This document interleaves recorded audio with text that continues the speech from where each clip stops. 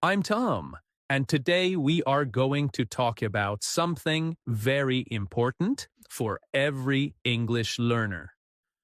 We are going to talk about how to learn new words and phrases every day in a practical way, not in a stressful way, not in a way that makes you feel tired after 2 days, and not in a way that fills your notebook with hundreds of words that you never use again. We're going to talk about a simple, natural system, step by step, a system that can help you remember words better, use them more naturally, and slowly make English a real part of your daily life. Many learners have the same problem. They learn a new word today, and tomorrow they forget it. Or they understand a word when they read it, but they cannot use it when they speak. Or they write long vocabulary lists, but those lists stay on the page. They do not become real language. If this happens to you, it does not mean you are bad at languages. It usually means your method needs to change. Learning vocabulary is not only about seeing a word and writing the meaning.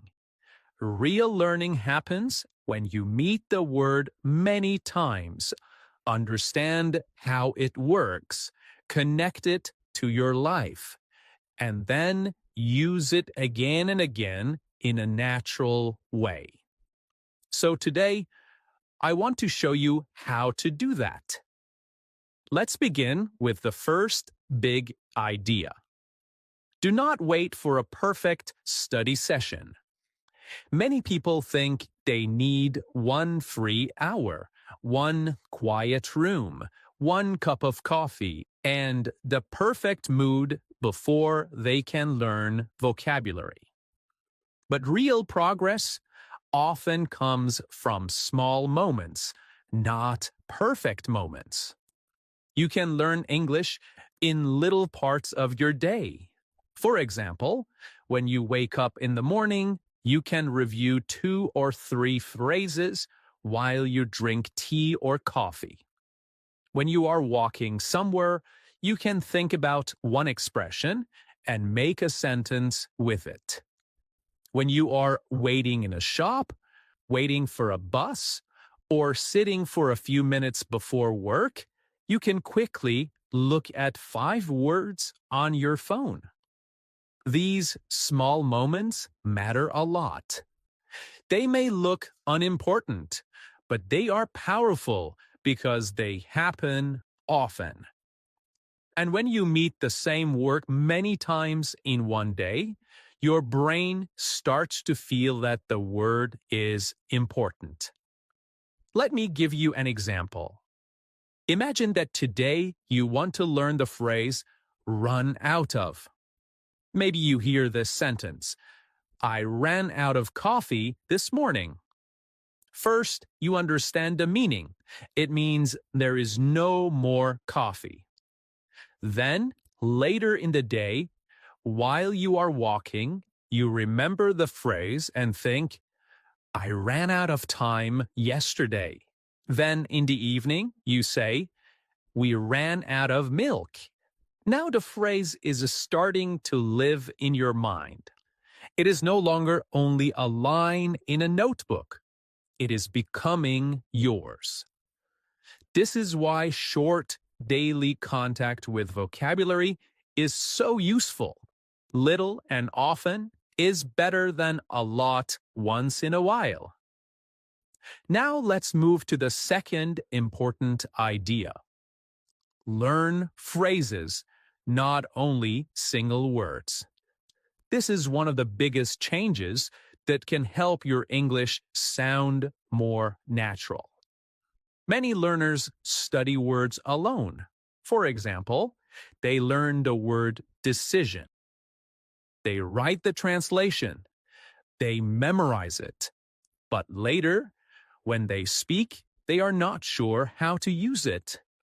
So instead of learning only decision, learn a full phrase such as make a decision.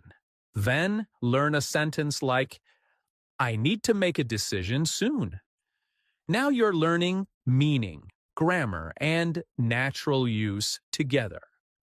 This is much better because in real life, language comes in groups. Native speakers do not usually think one word at a time. They use chunks. They use ready-made pieces of language. That is why learning phrases helps you speak more smoothly. Let's look at another example. Instead of only learning the word busy, you can learn phrases like, I'm a bit busy right now. I've been really busy lately. Or today was so busy. These are real pieces of English. These are the things you can actually use in conversation. So, from now on, when you find a new word, ask yourself, what phrase can I learn with this? Do not stop at the word. Go one step further. Now I want to share a very practical method with you. It is simple, but very effective. I call it the 3-step method. Step 1 is understand. Step 2 is personalize. Step 3 is use it aloud. Let's take a phrase again. Imagine you hear, I'm looking forward to it. First, you understand it. You see it in context. Maybe someone says, we are going on holiday next week, and I'm really looking forward to it. You understand the general meaning. The person feels happy and excited about something in the future. This is step 1, understand. Step 2 is personalize.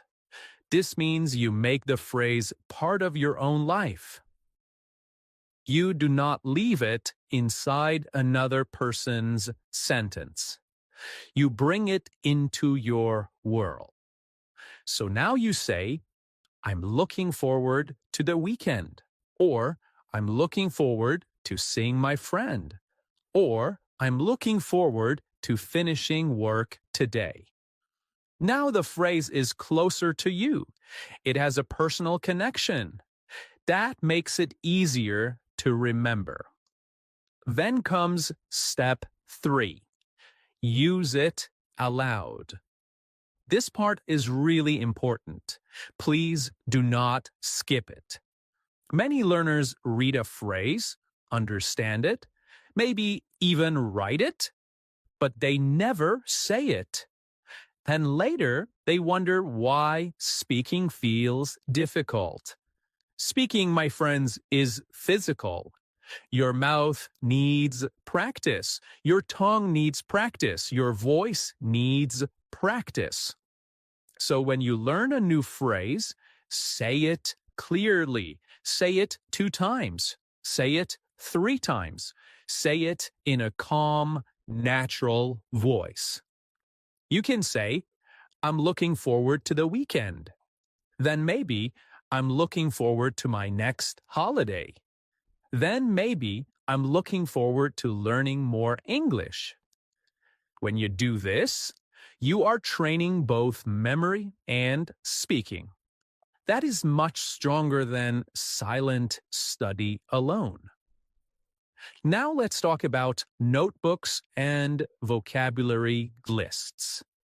Many learners love writing lists, and that is fine. A notebook can be very useful.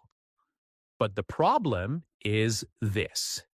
Some notebooks become like small museums. They are full of old words, but nothing is alive inside them. So, how can you make your notebook more useful? Well, Keep it active. Keep it small. Do not try to learn 30 words in one day. That is too much for most people. Choose 5 useful words or phrases. Maybe even only 3 if you are busy. That is enough if you study them well. Write the phrase, write one easy example sentence, and if possible, write one sentence about your own life. For example, the phrase put off. I put off my homework yesterday. I should not put off important tasks. Put off means to delay something. This is already much better than writing only a translation. Then the next day, before you add new phrases, review yesterday's phrases first. Read them, cover them, try to remember them, say them aloud, use them in fresh sentences. This is how vocabulary grows, not by collecting, but by returning. And here is another practical idea. Review new phrases on the same day. This is very powerful, my friends. Do not always wait until tomorrow. If you learn something in the morning, look at it again in the afternoon. Then say it again in the evening. For example, in the morning you learn the phrase to deal with something. You read, I need to deal with this problem. In the afternoon, you say, I dealt with a lot of emails today. In the evening, you think, how do I deal with stress? Now you have met the same phrase 3 times in one day. That repetition gives the phrase strength. A lot of forgetting happens because there is only one meeting. One quick look and then goodbye. But words need more than one meeting. They need repeated contact. So please remember this. When you learn something new, do not leave it alone. Meet it again later the same day. All right, now let's talk about how to turn new vocabulary into real speaking. Do not let vocabulary stay only in your eyes. Bring it into your mouth. Bring it into your voice. Bring it into real speech. Many learners read a lot. That is good. Many learners listen to podcasts or watch videos. That is also fine. But if you stop there, your progress can become one-sided. You may become better at understanding English, but still feel slow, nervous, or blocked when you try to speak. That is what I mean by one-sided progress. Only in one area, listening comprehension. That is why it is so important to turn input into output quickly. Input means what you read and hear. Output means what you say and write. A very useful habit is this. Every time you learn a new word, every time you learn a new phrase, use them on the same day in some kind of output. Let me show you what this looks like. Imagine you hear these 3 phrases in a podcast. It depends. I'm not used to it. That sounds like a good idea.